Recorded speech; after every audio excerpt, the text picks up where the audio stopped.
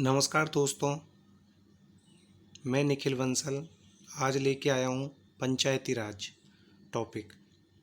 पंचायती राज topic जो हमारे सभी प्रतियोगी परीक्षाओं में आता है, इससे रिलेटेड जो क्वेश्चंस हैं, सबसे पहले है ग्राम सभा। ग्राम सभा क्या होती है? एक पंचायत के क्षेत्र में रहने वाले सभी वयस्कों की सभा।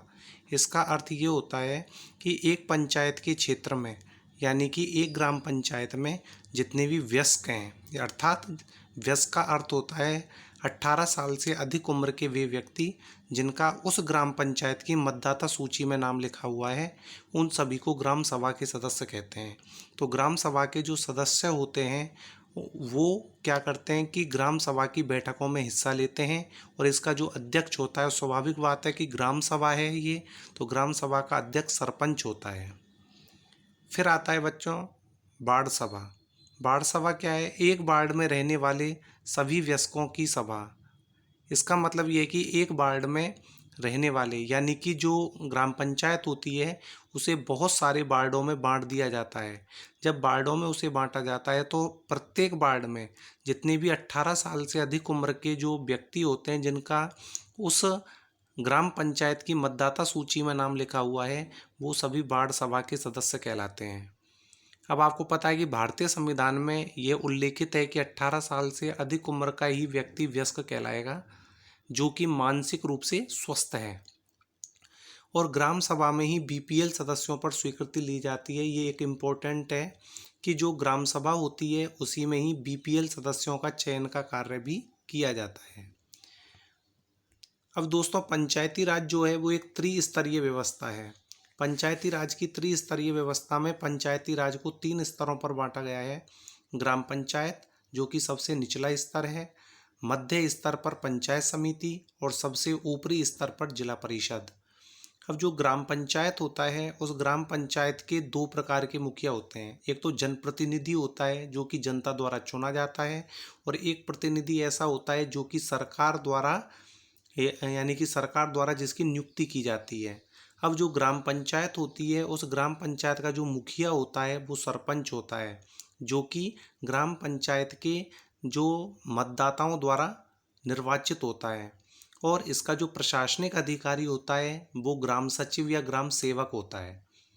ठीक है। और जो ग्राम पंचायत में जो सरपंच होता है उसको शपथ दिलाने का कार्य कौन करता है?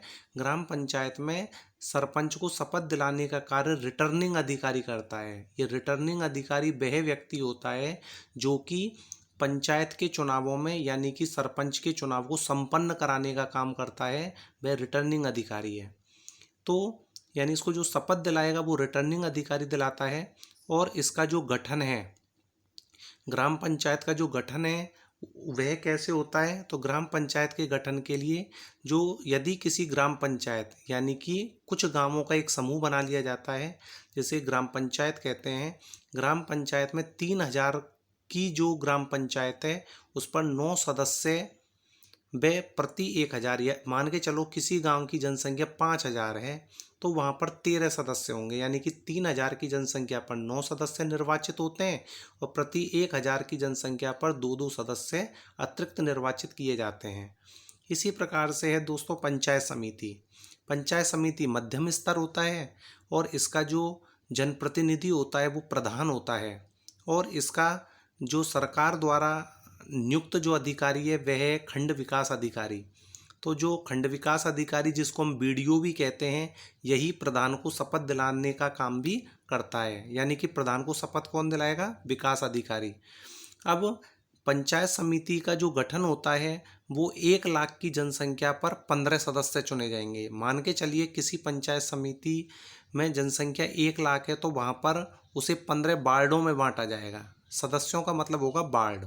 और यदि किसी पंचायत समिति की जनसंख्या मान के चलिए 1,30,000 है तो वहाँ पर 19 सदस्य होंगे, यानी कि 1 लाख की जनसंख्या पर 15, और फिर उसके बाद 15-15 हज़ार पर 2-2 सदस्य अतिरिक्त, यानी कि इस प्रकार से 19 वार्डों में पंचायत समिति को बांट दिया जाएगा। अब आता है जिला परिषद, जो कि सबसे ऊंचा स्तर होता है। इसका जो प्रशासनिक अधिकारी होता है वो होता है मुख्य कार्यकारी अधिकारी, जिसको सीईओ यानी कि चीफ एग्जीक्यूटिव ऑफिसर भी कहते हैं। और इसका जो जनप्रतिनिधि है वो जिला प्रमुख है।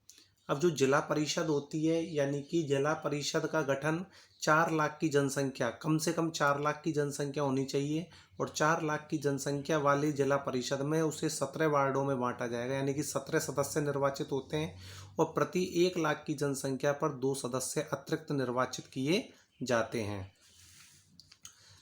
अब देखिए दोस्तों, योग्यता यानी कि पंचायती राज में जो चुनाव लड़ने के लिए, यदि कोई पंचायत का चुनाव लड़ना चाहता है, जैसे कि सरपंच का, प्रधान का, वार्ड मेंबर का या जिला प्रमुख का, इनका यदि कोई चुनाव लड़ना चाहता है तो उसके लिए जो आयु निर्धारित है वो 21 वर्ष है, यानी कि 21 वर्ष या उससे अधिक उम्र का व्यक्ति चुनाव में खड़ा हो सकता है। अब देखिए, इसे जो पंचायत समिति है यानी कि जो स्थानीय स्वशासन है, उसे जो लॉर्ड रिपन को स्थानीय स्वशासन का जनक कहा जाता है, क्योंकि लॉर्ड रिपन के समय में ही स्थानीय स्वशासन का गठन किया गया था। और राजस्थान में पंचायती राज के सूत्रधार भगवती चरण को माना जाता है।